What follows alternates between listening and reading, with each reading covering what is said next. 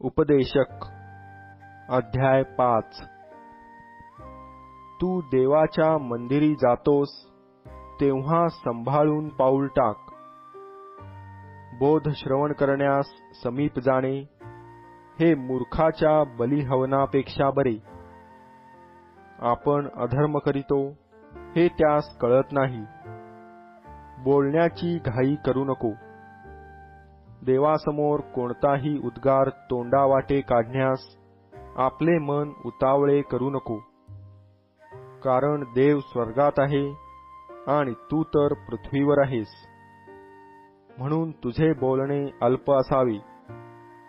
काम फार पडल्याने त्याचे स्वप्न पडते, तशीच फार वाचाळतेने मूर्खाची वाणी प्रगट होते.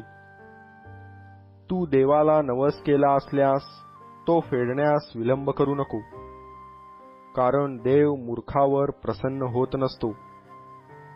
जो नवस तू केला असेल त्याची फेड कर.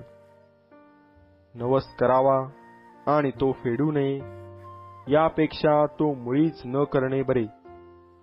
तुझ्या तोंडामुळे तुझ्या देहाला शासन होऊ देऊ नको. मी चुकून बोललो असे दिव्य दूतासमोर म्हणू नको. तुझ्या बोलण्याचा देवाला राग येऊन त्याने तुझ्या हातची कामे नष्ट का करावी.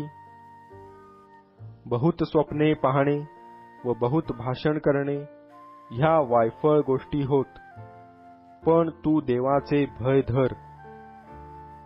एखाद्या प्रांतात दुर्बलांवर जुलूम होत आहे, न्याय व धर्म यांची पायमल्ली होत आहे असे तू पाहिले तर त्यामुळे चकित होऊ नको, कारण वरिष्ठ माणसावर त्याहूनही वरिष्ठांची नजर असते आणि त्यांच्यावरही कोणी वरिष्ठ असतो.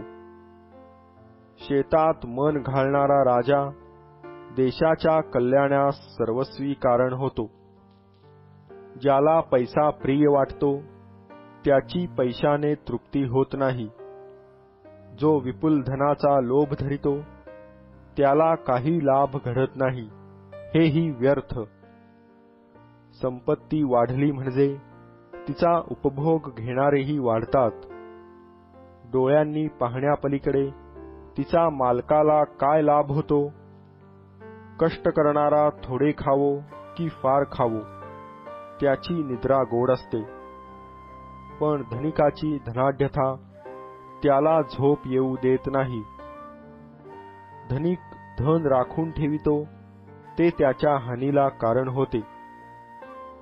हे एक मोठे अनिष्ट भूतलावर माझ्या दृष्टीस पडले आहे.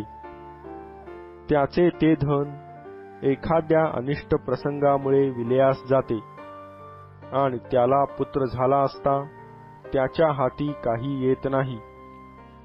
तो मातेच्या उदरातून निघाला तसाच नग्न परत जाईल. आपल्या श्रमांचे काहीही फळ आपल्याबरोबर घेऊन जाणार नाही. तो जसा आला तसाच सर्वतोपरी परत जाईल, हेही एक मोठे अनिष्ट आहे. त्याने वायफळ उद्योग केला त्याचा त्याला काय लाभ. तो सर्व आयुष्यभर अंधारात अन्न खातो, त्यास बहुत खेद, रोग व संताप ही होतात.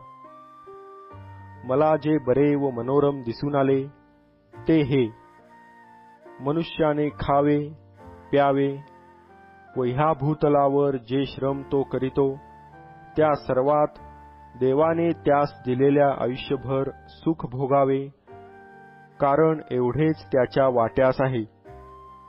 कोणास देवाने धनसंपत्ती दिली असेल, तिचा उपभोग घेण्याची, आपला वाटा उचलण्याची व परिश्रम करीताना आनंद पावण्याची शक्ती दिली असेल, तर ही देवाची देणगीच समजावी. त्याला आपल्या आयुष्याच्या दिवसांची फारशी चिंता वाटणार नाही. देव त्याच्या मनाच्या आनंदास अनुकूल असतो.